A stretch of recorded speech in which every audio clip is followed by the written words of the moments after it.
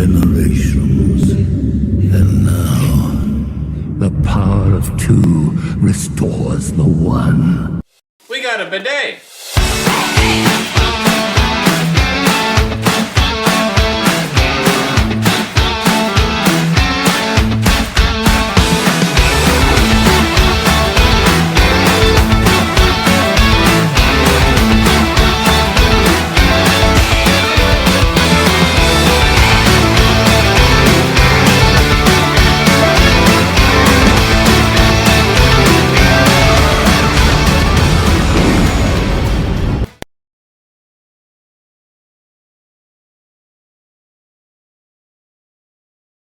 Hey everybody, and welcome back to another video. In today's video, we have the seventh of 8 episodes of The Skeleton Crew.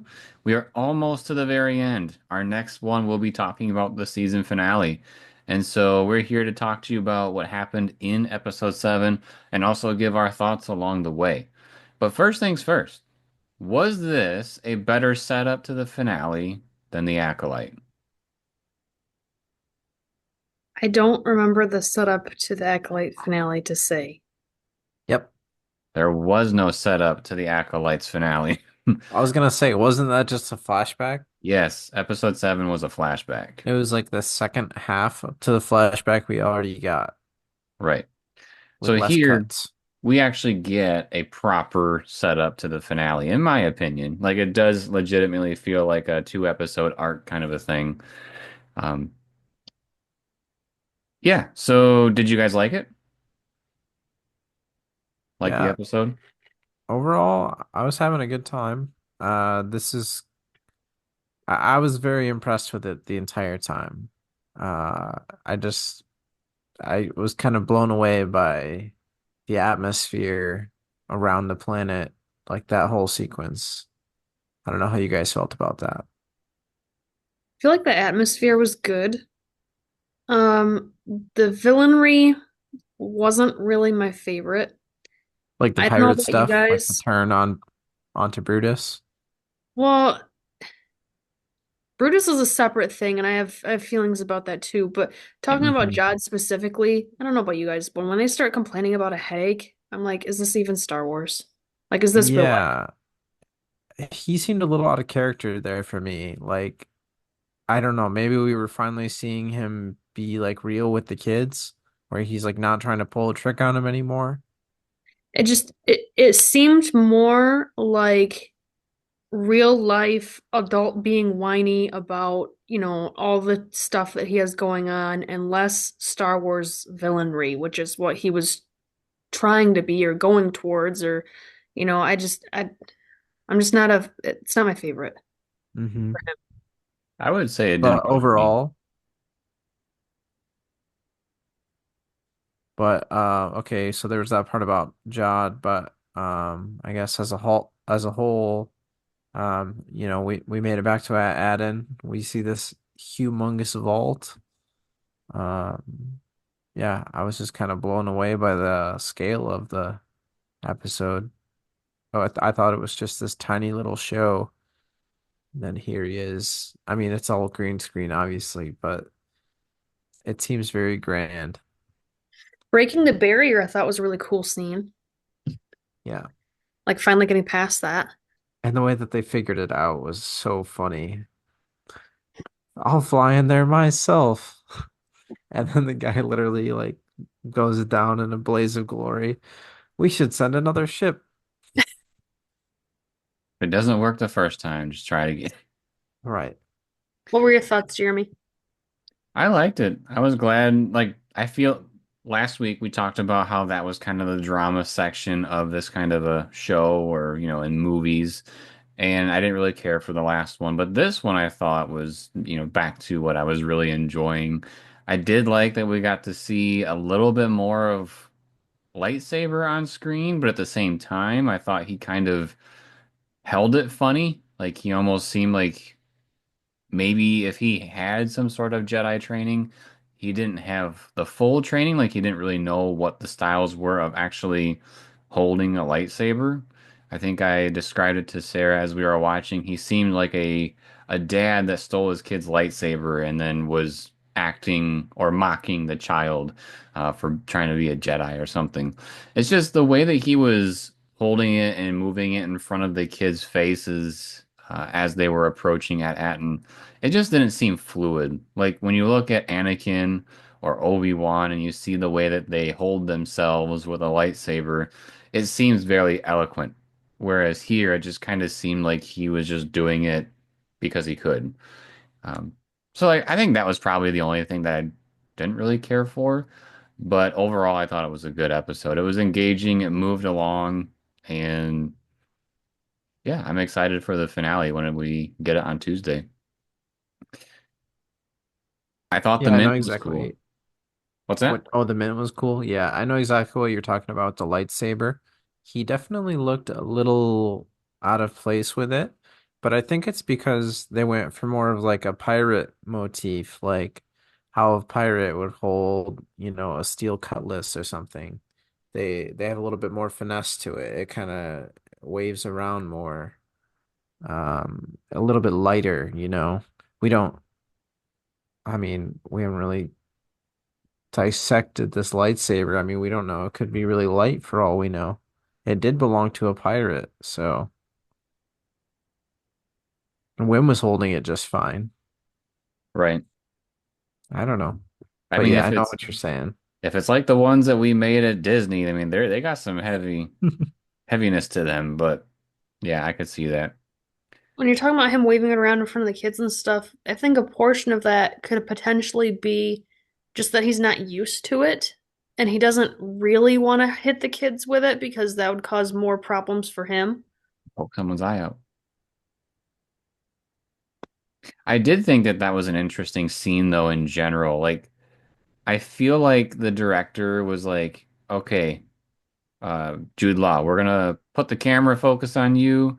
We want you to just rip into this generation of kids. And that's basically what he did.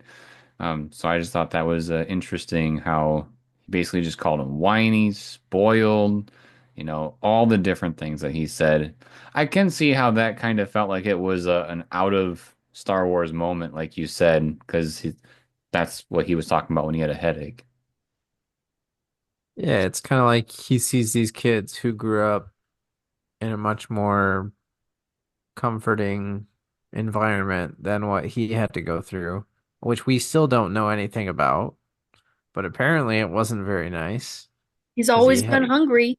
he's always been hungry. He has a lot of resentment towards these kids. So I would maybe not we be find not out be what that's about. surprised if we so I think the next episode, if we get anything about his history, it'll be just scratching the surface.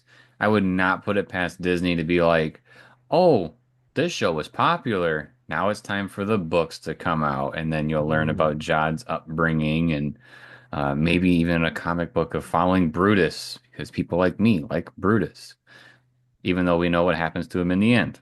But He got the Boba Hi, Fett treatment. Brutus. yeah, it's unfortunate. Uh, Okay, so what happened in the episode, as far as like chronological order? Because we've talked about little pieces here and there, but we do kick off the episode again, kind of like in the past with the parents, and we see them trying to basically set up this little robot thing to head off into space like a beacon, and they're trying to do it. They are getting hunted essentially by the droid securities, security droids, I should say that. And eventually they get found one by one. They drop. I believe they're being stunned. And I forget who the last person was. Wasn't it Fern's mom? Yeah, Yeah. the last one was Fern's mom. Oh yeah, because I had wondered why didn't she like turn to the droid? Because I thought she was some sort of higher up based on what we've seen in the past. I was waiting for her to say like, "Don't worry, guys, I got it. They're all taken care of now." And then she just throws it and then, you know, buys herself a little time. But it I seems think she like was she evaded them. I think she was probably worried that if they had turned it on while the droids were nearby, they could have just stunned the beacon and then it wouldn't have gone anywhere. She had to get away from them so they didn't see it go up into space. Right. Uh, that's the little bit that we get from the beginning of with the parents, and then it shifts back to the kids. Kids are on their way to Atten, but so are the bounty hunters. So bounty hunters have Jod being Brutus, right, from the previous episode. And they're about to send him out in the airlock. They're tired of his crap, essentially. He's brought him here. They notice that there's, this gas-looking stuff around the atmosphere, and they're thinking there's no way that anything would be here. And so they put Jod in the airlock. They threaten to send him off, and then uh, Jod buys himself some time, which I was going to ask Austin about this because you've brought up a handful of times throughout the show that you want to see how he gets out of these things. Was this a satisfactory way of getting out of trouble? Mm, I don't know. Like that's the thing. I don't know what they're trying to do with Jod's character. This, wait, I mean, he's just barely getting himself out of it. It's very much like, Jack Sparrow, like just gets out of it just by the skin of his teeth, just in the craziest way. And clearly Jod has made some, I don't know, friends. I would, if I would call them friends, but he has some crewmates on the pirate ship that are a little bit that are kind of looking out for him. Like the one they keep showing the one lady. I don't know her name. She's from Orange is the New Black, I can tell you that. The older Yeah, lady? she's one of the ones that helps get the kids on the ship. But yeah. Like she's the one that ends up smacking the airlock and like actually getting him out. Um, Gotcha. but so he's got a couple people looking out for him. At the same time, he's just really good at stalling, uh, making himself seem valuable, manipulating people. It's just kind of the same stuff we've been seeing. There wasn't really like a greater It wasn't thing super to it. exciting. Yeah, I guess. The Maybe way, similar to the way you feel about Brutus. We'll see. yeah. The way that he stops them from sending him off is we see another ship come into orbit that's heading towards the planet, and he says, "Hey, that's the answer. We got to follow that ship." And so Brutus sends one of his crew to go and try to fly to the planet, kind of following this ship. And uh, So I think it's actually before they see the Onyx Cinder, That's they the first send thing they do. yeah, Yeah, they they send send a a ship in blindly saying like, well, the storm is there just to deter you. You just gotta fly yeah. through it. oh, Jod's like, of gotcha. course the planet's inside. Yep. So that fails. Then the Onyx Cinder shows up and they use their tractor beam to suck it up into their ship so that they can figure out how to get both ships in there. Right. And so we got the kids. They're sitting in the ship, and I believe it's KB is using like a voice uh modifier where she sounds like an adult. Because if they heard kids, they would be like, just get in there. Um, but it made her sound like an adult. She was sending warnings like, don't come onto the ship, we'll take you out, kind of a thing. Um, but Jod knows exactly who's on that ship, so he's not concerned about it. And so basically, they take over that ship. Um, Well, don't just glaze over what happens to Brutus. He's the first one to check it out. and say, go for it, Sarah. What happened to It, Brutus, my main it's like guy? a claw machine. He just gets taken by this giant claw and he's just sitting there and Helpless. he doesn't, what strikes me as weird is that he didn't even say anything. Like you'd think that he'd be telling his crew, like making demands, like get me out of this thing, storm the ship, like literally anything, but he says nothing. Yeah. No lines. I thought that was really weird. Yeah, they like immediately spun it to give Jod just control of the situation and make him start taking control of the plot, really. Oh, how'd he take control, Austin? Uh, gosh, with He was in the Brutus, I claw. mean, he just took him out. Uh, Walked right up to him and They popped shook him him. with the claw, so Brutus dropped his weapons, so Jod just picks it up and takes Brutus out. One shot, one kill. He's gone. I was actually Goodbye, a little Brutus. surprised. I was very surprised.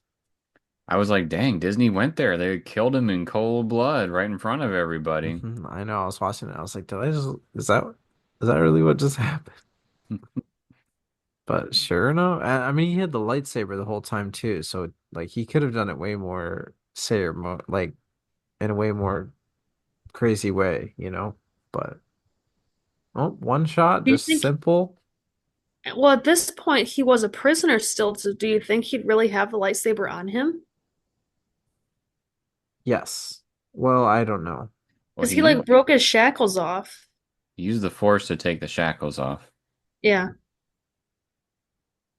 I thought he had it because he chops up 33 here in a second, right? That was after he got his helmet, though, too. Yeah, so they're getting ready to do all Okay, these so he might things. have a chance to grab his stuff from somewhere. Yeah, because he even gets his helmet from like the very beginning of the show. He puts that back on, and then they raid the ship, get the kids all together, and SM-33 was saying that there's no captain for the ship, and so John was like, "Well, I claim it." And then he said, "Well, wait a minute, you can't have two ships." And he said, "Well, I claim it anyway." It's kind of a thing. And then this was kind of weird, I will be honest, and I think even Sarah felt the same way when we watched. The way that this was resolved was that Fern says unclaimsies, which is a very child thing to say and do. And so she said, I claim it instead. And then this is only for kids. And so that's when Jod was like, oh, that's baloney kind of a thing. And then all of a sudden he gets punched right outside the face, which I thought was kind of cool that they actually showed like a shard of his helmet fly off. That was pretty neat.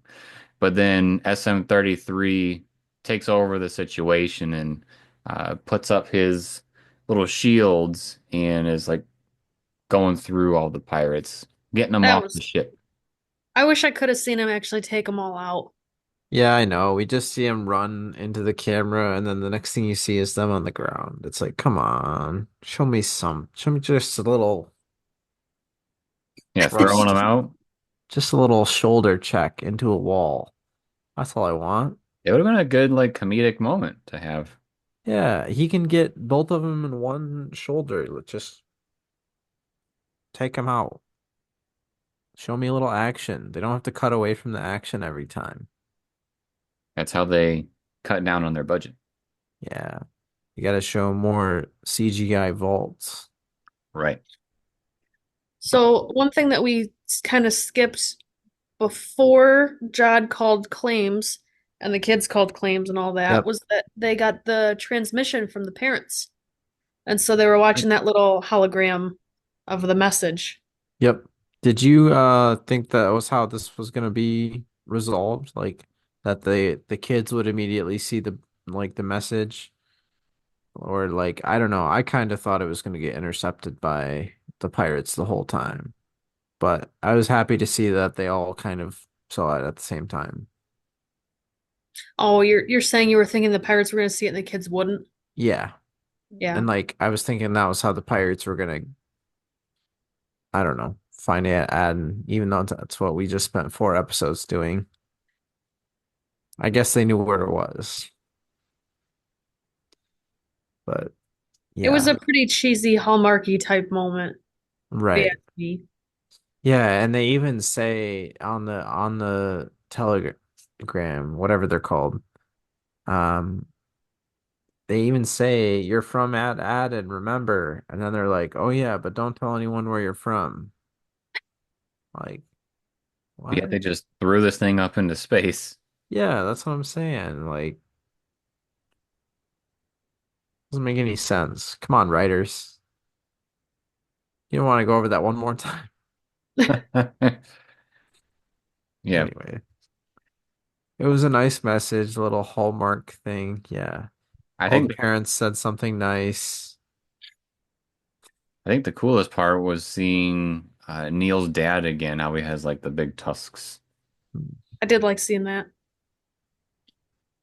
I think Yep. it'd be really cool if some way, somehow, he was one that could wield a lightsaber and fight off Jod in the finale.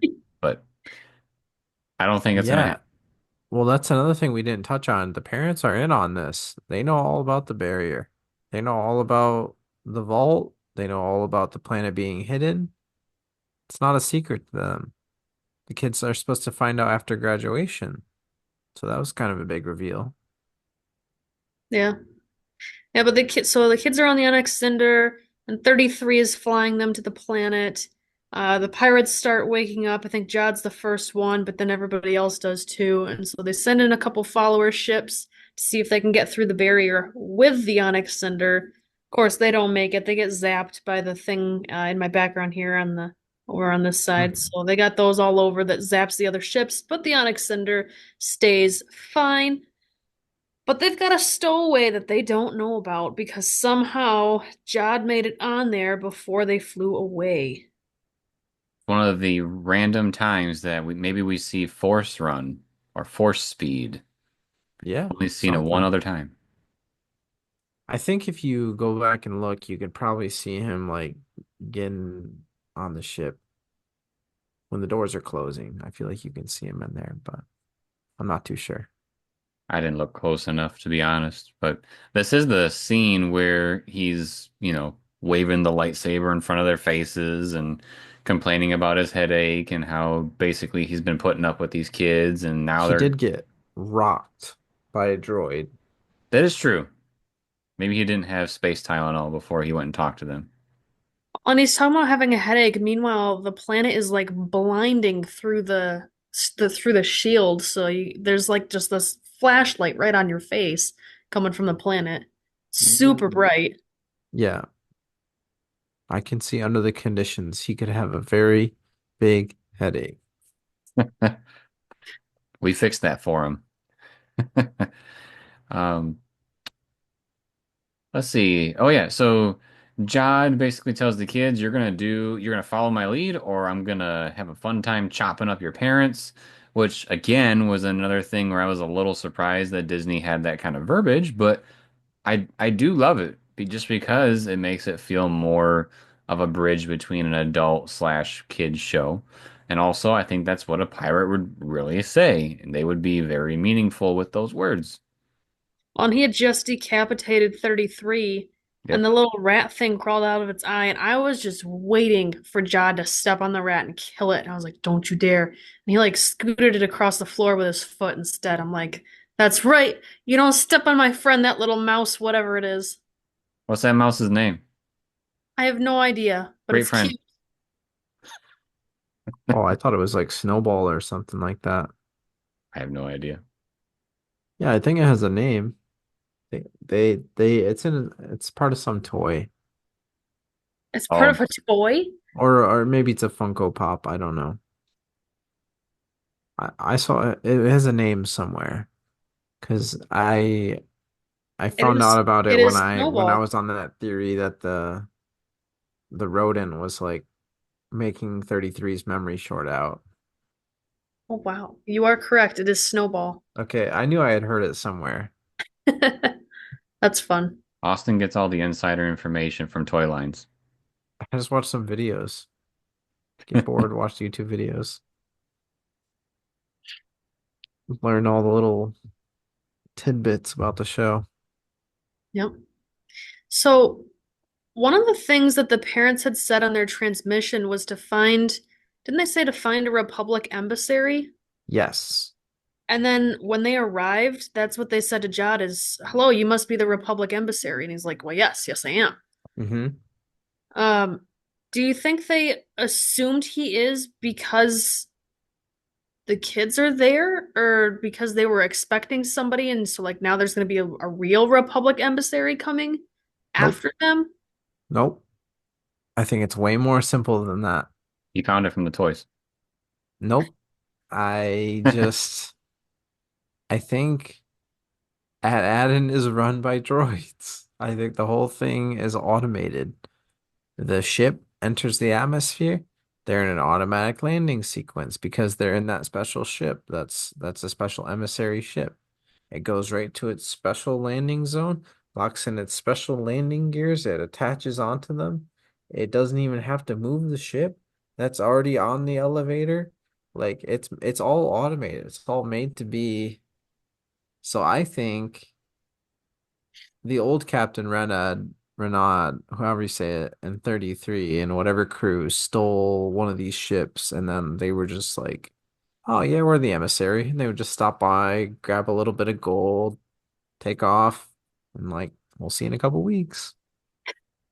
I thought where you were going with that is that basically they took over that planet and then made it automated so that they could just send a ship, droids would load it up, and then when that ship would come Yeah, back, then they can just yeah, unload. basically. Yeah, like I don't think they were always in control of it. Like I don't think they set it up. I think they took it over. Exactly what you're saying. I hope we find out in the last episode, Yeah, I mean we have to, right?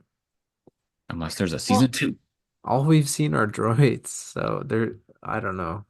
I We'll mean, kind see. of the last bit of this episode, right, was we've got two separate parts. We've got Jod seeing all the gold or the credits that's in Austin's background, and so he's just fascinated by this being way more than he had in his wildest imagination. And the parents finally see the kids, and so they don't even have enough time to really say like what happened or where have you been or like literally anything. They're just hugging, and then Jod walks up to them and lights his lightsaber. Uh, they did it again. A major cliffhanger, of course. He was it like Mr. Krabs, just like having the money pour on his face and just laughing hysterically. That was a good scene. Yeah, Yeah. he did good for that one. The lightsaber, he kind of holds it out like Anakin to the younglings. Like, psh, I don't know if you guys noticed that. Like he's gonna slice and dice. The shot was very similar, yeah. Yeah, but I'm just hoping he no, has we are powerful. I'm hoping he hoping. says something powerful when we see him again. Yeah, Jod? not more of these headache lines. Yeah. I Yeah, I'm want to curious what he says to the parents. I want to see him kick some butt and be like actually ruthless, Yeah, we not might just get to I have a see headache, him shut up. chop some security droids. I wonder if they like the parents. It's gonna be one of two things. Like it could be one of many things, but that's like the most obvious one is that the parents like try to call for help and the droids somehow try to help. But I wouldn't imagine they'd be any match for a lightsaber. Will we see the supervisor? I Who hope so. knows? I hope so too. I hope it's not just nobody, that it's not just like some automated thing. Like Oz, Um, the great and powerful. yeah. Like that just sounded like a pre-recorded voice to me when we heard like the supervisor. Oh, like this is your supervisor speaking. We have an emissary. Because like the supervisor never comes to greet the emissary or anything like that. That's why it was weird to me. How Like many you'd other think they people would do you greet think them. is on the planet besides the families that we know of? Well, I guess we saw a whole bunch of kids at the school. It just makes me wonder what the other people on the planet are thinking. Do they think it's normal what's happening? Because like you said, Austin, they just kind of have this automated system. And they're like, oh, well, they must be showing up kind of a thing. But I mean, do they sense something is off? Especially if they know that their neighbors are missing? Yeah, that's a good question. They said there was like 1,000 vaults like this or some huge number. So I would imagine some of those are on at Aden. Like this might not be the only one here. Um, so I imagine there could be some other vaults, but maybe this is the one that they happen to go to. It's It hard to seemed like the quantify those people credits for me. it seemed like the people, the residents didn't know the what to do when the ship was coming to orbit Yeah, because they were on because that hill when it was. Mhm. Bingo. Do you know what we're talking about, Jeremy? Well, that just tells me that like they haven't come for, like the emissary hasn't come for a shipment in a long time. So like that's Yeah. another reason I think why they've kind of taken over the whole. So for the landing area for that elevator to pop up out of the ground for the ship to land on, there was this whole area of grass that opened up to like a big circle, right? But people were on those grass hills that just got steeper and steeper and steeper, and they had to like run off of it before they fell off of it. That's what I was trying to say is you'd think that if this was a more regular thing, they would know, oh, there's a ship coming. I need to get out of here. I can't be on this grass area. Right. Yeah, Yeah, it's very interesting. interesting. Very interesting. It's also interesting that we know that it's the Onyx Cinder, right? Yeah. That was an Aten ship. Like that's how that actually made clearance. So does that mean that like this like is this I don't know if this is the original ship that pirate would have had unless the pirate is from at Aten. Does that make sense? Yeah, I think 33 says that they stole that ship. Yeah, Wim was the one who said it's an Aten ship, which we all know Wim doesn't really know what he's talking about. He's just kind of Yeah, making so assumptions and guesses. it could just be like an emissary ship from wherever they were supposed to, like the parents told them go find a Republic emissary. Is that what they said? Yeah. Something like that. So like maybe that's where the pirates got the ship from. Gotcha. But yes, that ship does have clearance. So that's the important part. I was only wondering because they were, emphasizing that rule of you can only be the captain of one ship, and so I'm just kind of wondering how does that play the role in here? Like, does he have his own ship, and this is just kind of like a side ship because that's the one that's automated and goes back and forth, or was this actually his ship and something happened to his previous one? What could it be? But it's probably more along the automated lines like we were talking about. Yeah. But Jad talks a lot about wanting his other ship to come in because he needs their firepower to be able to take over the mint. And so I'm wondering, is he actually going to be able to get his other ship through the barrier? He sure is trying, but I don't think so. What other ship do you think it is? The one that all the pirates are on? Oh, the big frigate. Yeah. Mhm. Um, I don't know, because like if that was he was from At Atten, right? Who? Was Jod from At Atten? I don't think so. No? He No. he like everybody else thought the kids were just BSing and that it wasn't real. Okay, I must have misunderstood that at one point. But well, yeah, if that frigate doesn't have the clearance that it needs, I don't foresee that thing making it down there. Not unless he somehow persuades the supervisor to allow clearance. Yeah, I I feel like they'd think have to shut down the barrier. yeah, they'd have to shut it down. He also was trying to send a message just to let him know that he made it through because Yeah, he didn't have any contact as soon as he went into it, pretty much. right. Um, but yeah, we don't know. I mean, we've seen X-Wings show up before. Do we see X-Wings again? Does it get real crazy here at the end? I hope something gets crazy. They have to have something big, crazy planned, like something. Yeah. I'm hoping for an interesting plot twist that possibly connects to some of the other Star Wars stuff because this show has pretty much been pretty standalone from everything else. But w- is this important to some of the other stuff that's going on in the other projects, or is it just purely were on some sort of other adventure. Yeah. I thought what was kind of cool because I wasn't expecting it was that the atmosphere that is like the protective atmosphere for the planet isn't like the atmosphere of the planet. It's like a big shield in a way. And then once you get past that, then you can go to the planet. I thought that was pretty cool too. I like that. Yeah, this whole design was really, really cool. And just the massive defensive grid, like electric Dancing. mines, those are just that was that was good. A good scene as well.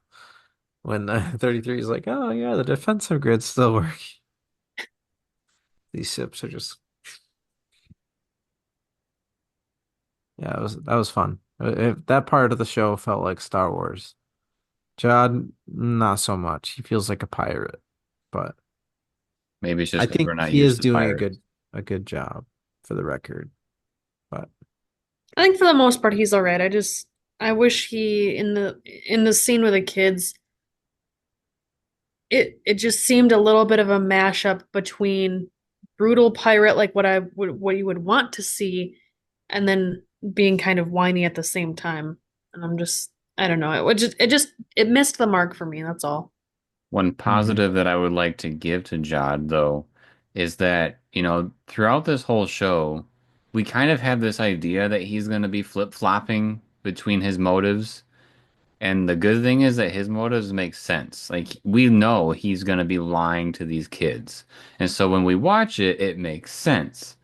When we watched The Acolyte and we saw the flipping back and forth, it didn't make sense. So I'm glad that here they kind of cleared that up.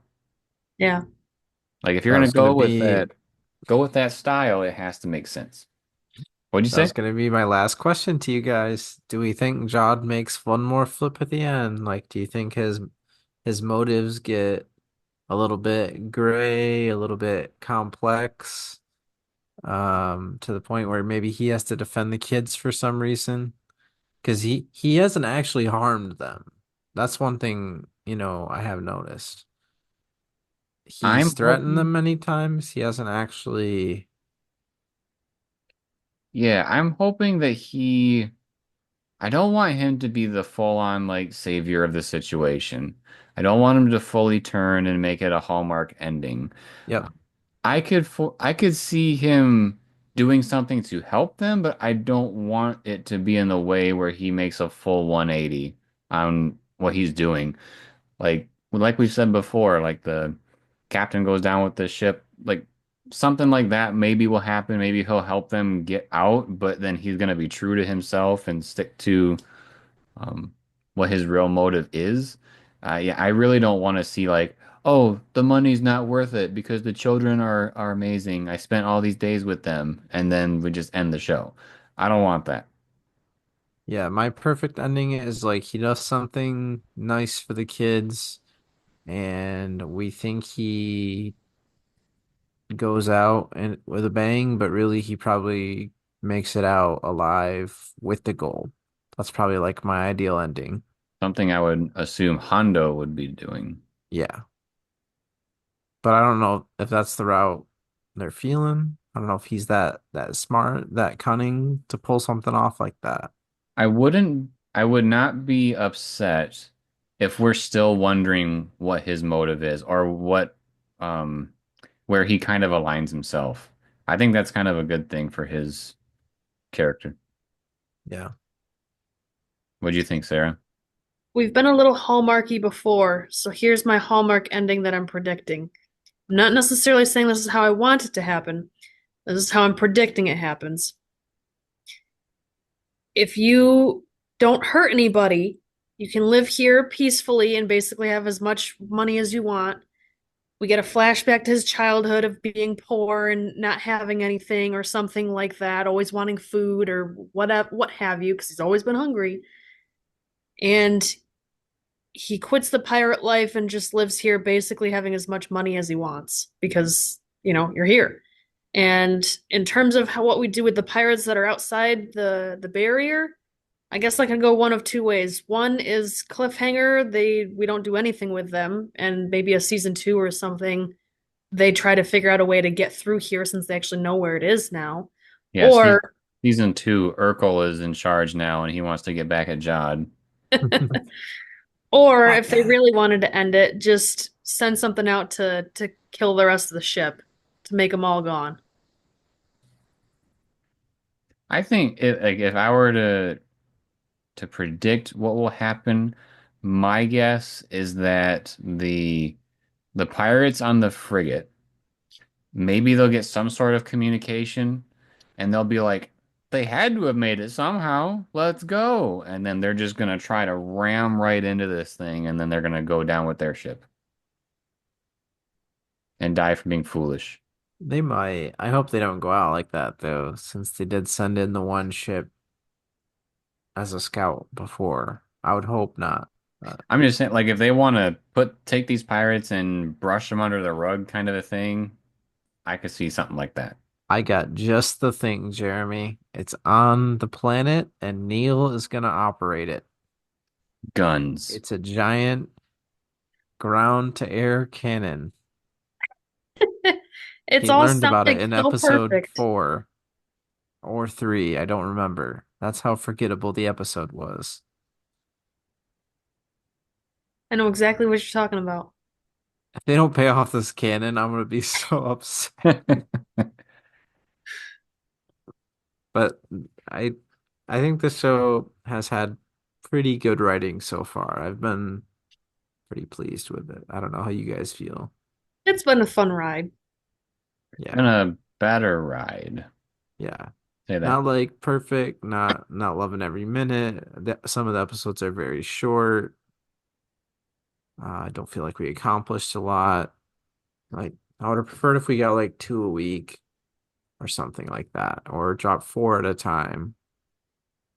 Do I, something different than just one a week. But I understand that they want their money. I think it's another good way that Disney is finding a way to have a Star Wars show where you don't have to rely on Jedi necessarily, because Jod's not the typical Jedi, so I wouldn't really count that. And we don't have to rely on crazy lightsaber work. He's shown one, but he isn't doing anything clever with it at the moment. So just like The Mandalorian, where it was more gunslinger and things happening in the galaxy, uh, I think that that's doing a good job bring some of that goodness back from what was good before we started doing all this lightsaber stuff. Well, and to add on to that, you don't really need to have prior Star Wars knowledge to be able to enjoy this show. And it's really kind of aimed for kids more so than adults. Of course, not that adults can't like it, we all watch it. But I feel like it's a good starter show to try to bring in a new generation of fans. Yeah, I think it definitely could be. I think it's a pretty fun show for the most part. And yeah, it looks good. The There's one other thing I was gonna say.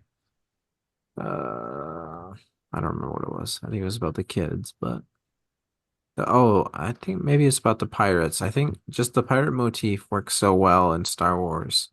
They've used it countless times in the Clone Wars animated, and it just worked so well there that I kind of had a feeling I would like this show before we started watching it.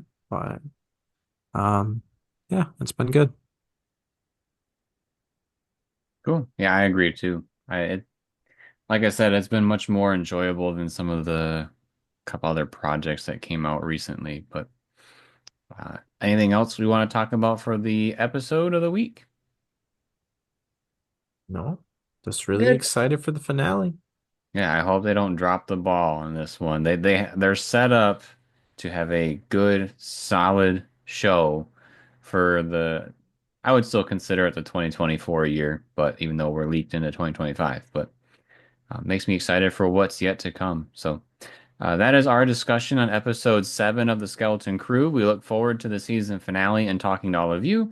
about our thoughts on the ending of the show and what crazy things we may see with the last episode coming out on Tuesday. So, if you enjoyed this type of video, make sure to subscribe to the channel and turn on notifications. Drops a like if you like the video, and drops a comment letting us know your thoughts on episode 7 of the Skeleton Crew. And then, as always, everybody, thank you for watching. We'll see you next time.